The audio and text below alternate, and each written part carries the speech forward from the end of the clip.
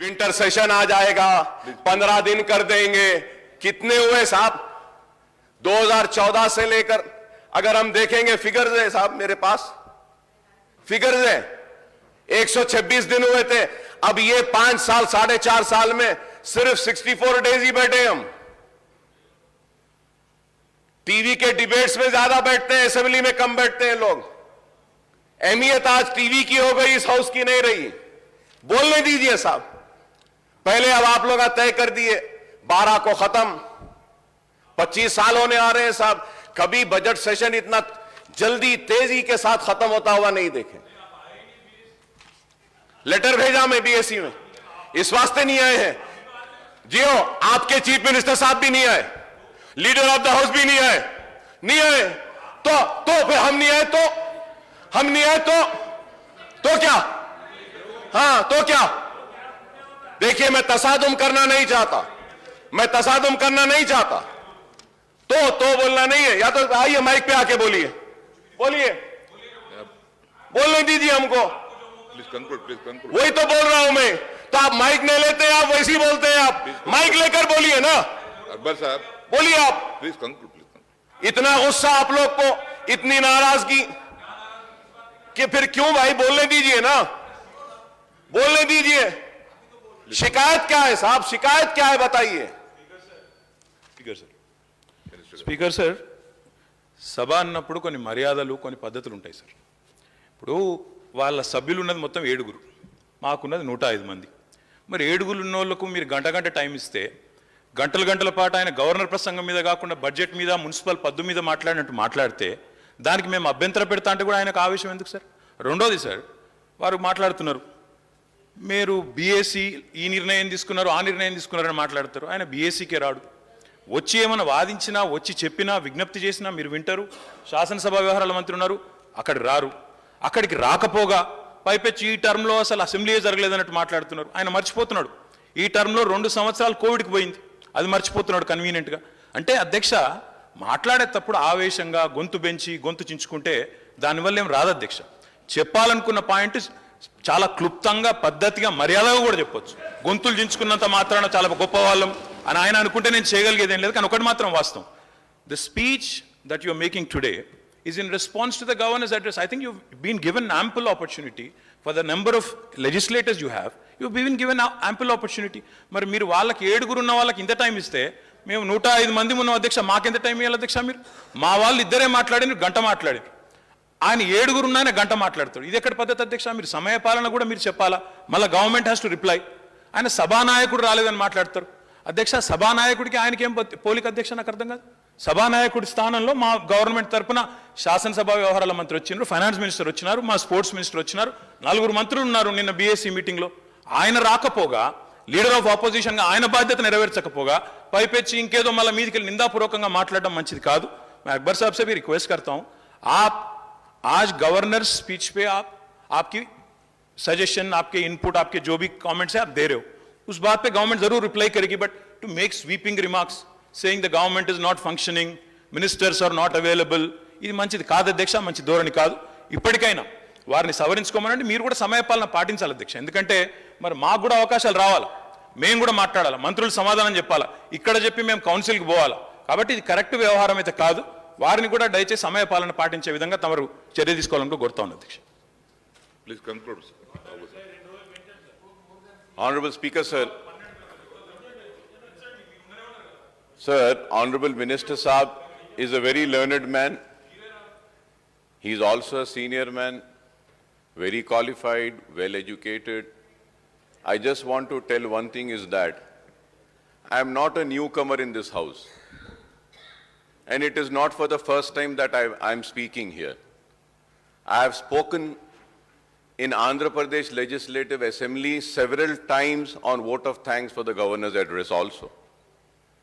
And it is not that the first time or in this Telangana state being in number 7 or with 7 numbers we are being given or allotted 1 hour or 40 minutes. No, sir. You can go and check the records. Always in Andhra Pradesh Legislative Assembly also, the MIM party has been allotted. good number of times and opportunity and longer time to speak. It is not the first time. आप 107 हैं, जरूर आप लीजिए, 2 दिन बात करिए, एतराज नहीं है इस बात पर। एतराज इस बात पे है कि टॉलरेंस लेवल किसका कितना है। आपका टॉलरेंस लेवल ही कम होते जा रहा है, टॉलरेट ही नहीं करना चाह रहे। हां, अगर अकबर ओवैसी यहां खड़े रहकर 1 घंटा तारीफ करेगा तो और 1 घंटा बोलेंगे। देखिए, अरे देखिए, हेल्दी डेमोक्रेसी में एक दूसरे को सुनने की ताकत भी होनी चाहिए। अकबर साहब, तनकीद को भी सुनना चाहिए, जब भी डेमोक्रेसी मजबूत होती है। नहीं, अकबर साहब, There was a time when I used to speak. Roshaya Saab was a finance minister. I used to criticize the government. He used to get up from his chair and come and tell me, Mr. Owaisi, you have spoken well. Very good young man, he used to say. I have seen so many chief ministers. Please conclude. और मैं यहां खड़े रह के बोल, आपने कहा कि अकबर साहब बीएससी में नहीं आए। सर, ऑनरेबल स्पीकर सर, मैं सर नहीं, I am not yielding sir, let me complete sir, let me complete, I am not yielding sir, let me complete, let me complete sir, then I will give you an opportunity sir Akbar గారు ఇప్పటికైనా కానీ governor ప్రసంగం మీద మాట్లాడమని సూచించండి sir. ఇంకా వాళ్ళతో మాట్లాడుతూ పోతే మేము కూడా ఆయన చూసినాం సార్. మేము ఆయన వారు సభ్యులుగా ఉన్నప్పుడు రోషే గురించి మాట్లాడుతున్నాం, వాళ్ళ గురించి మాట్లాడుతున్నారు.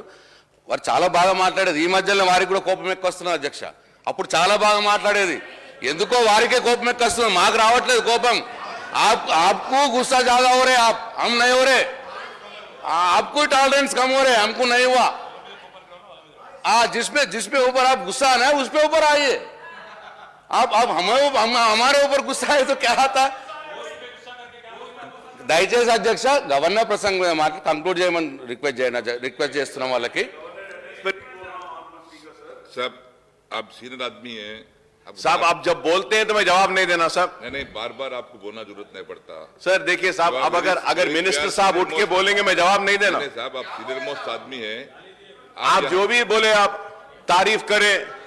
अकबर साहब, तो मुझे भी आपकी तारीफ करने दीजिए पलट के। अकबर साहब, एक भी आप पे करने का नहीं।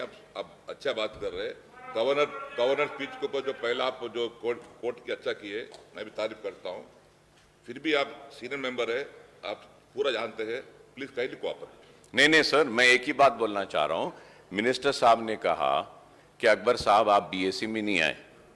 सर, मैं नहीं आया हूंगा, क्या मेरा रिप्रेजेंटेशन आप तक गया नहीं गया? कितने दिन असेंबली करना हम बोले या नहीं बोले लेटर में? कौन से इश्यूज को टेकअप करना बोले या नहीं बोले? शायद मिनिस्टर साहब को नहीं मालूम, उनको भी कॉपी भेज देता हूं। आप बोलिए साहब, हम क्या बराबर वहां पे अपना रिप्रेजेंटेशन दिए या नहीं दिए सर? दिए सर या नहीं दिए सर? सर हम दिए, बराबर दिए। हम नहीं भी आए तो हमारे मसाइल को रखे, हम नहीं भी आए तो क्या मसाइल को उठाना है वो भी हम बोले, हम नहीं आए तो उसकी वजह भी बोले। आप बोल रहे हैं कि आप नहीं आए। प्लीज, हाँ, हम बराबर भेजे अपने मसाइल। Please conclude. मैं कर रहा हूं सर, मैं अब इसमें का कंक्लूड कर रहा हूं। प्लीज। ये लोग के पास में एक सबर नहीं है साहब कि खामखा के उलझना चाहते हैं। हम बार बार बोलते रहे जीएसटी से तेलंगाना का नुकसान होगा, नहीं होगा। अकबर साहब बेफिक्र रहिए, डिवोल्यूशन ऑफ फंड्स में हमको कम आएंगे पैसे। चीफ मिनिस्टर साहब ने उठकर कहा अकबर साहब आप बेफिक्र रहिए, नहीं आएंगे। आज हो रहा है। हमने डिमोनेटाइजेशन पे उठकर खड़े रहकर मैंने कहा, सीएम साहब ने कहा नहीं अकबर साहब नहीं, आप बेफिक्र रहिए, नहीं होगा। और प्राइम मिनिस्टर को ऐसा नहीं बोलना चाहिए डिमोनेटाइजेशन अच्छा है बोले। हम बोले नहीं, आप भरोसा मत करिए इन पर, ये कभी भी साथ छोड़ देंगे। नहीं, आप नहीं अकबर साहब, हम बराबर करेंगे।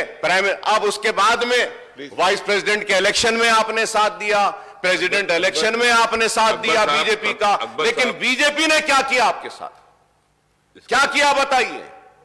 आगे बात करेंगे, टाइम है। आप हाँ साहब, मैं वही तो बोल रहा हूं। Please conclude on this. मैं गवर्नर के स्पीच में जा रहा हूं सर। Please conclude. मैं उससे हट नहीं रहा हूं। अब उठ के अगर बोल रहे हैं तो मुझे जवाब तो देना पड़ेगा। दे दिए। देना पड़ेगा ना साहब मुझे। दोनों भी आप करीब होते रहे, इतने करीब होते रहे कि आपको दूर कर दिया गया। आज दूर हो गए तो वो बुरे हो गए। अरे हम यही बात कह रहे थे कि इतना करीब ना जाइए। खैर, इसके साथ साथ मैं मुबारकबादी देता हूं चीफ मिनिस्टर साहब को, टीआरएस पार्टी को भारत राष्ट्र समिति बनने पर कि तेलंगाना का राष्ट्र हो गया, अब आप भारत का राष्ट्र करने निकले हैं, आपको मुबारकबादी देता हूं। मगर उसके साथ यह भी जरूर कहूंगा कि इस बात का भी ख्याल रखिए कि हम जब गए तो हमको बी टीम बोले, नहीं मालूम अब आपको कौन सी टीम बोलेंगे, नहीं मालूम कि आपको कौन सी टीम बोलेंगे। बस यहां पे दो ही लोग हैं, एक वो और दूसरे कौन है मालूम है। ये नहीं चाहते कि कोई तीसरा आए। तो होशियारी के साथ, समझदारी के साथ आगे बढ़िए।